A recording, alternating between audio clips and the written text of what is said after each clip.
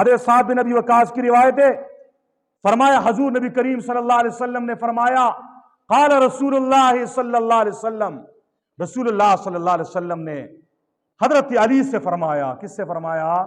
حضرت علی کرم اللہ وجہا، کرم اللہ وجہا،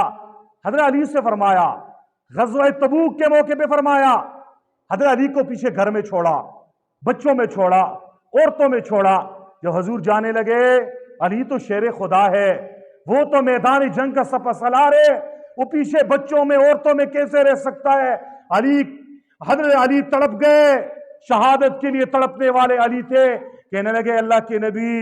آپ مجھے پیچھے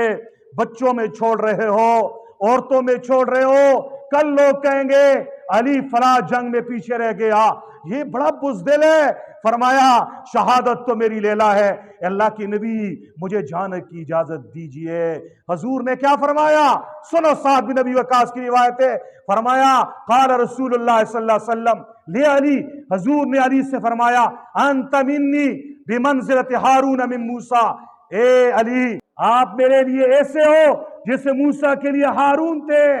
ایک جملہ آگے حضور نے فرمایا الا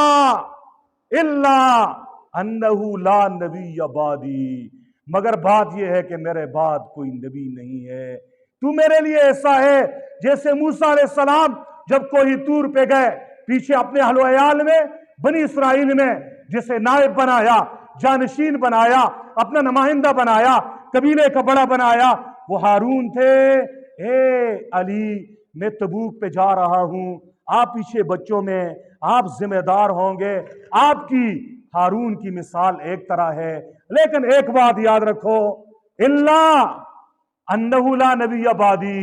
علی میرے بعد کوئی نبی نہیں ہے، اس لیے تو نبی نہیں ہے، ہارون نبی تھے، باقی تیری اور ہارون کی مثال ایک طرح ہے۔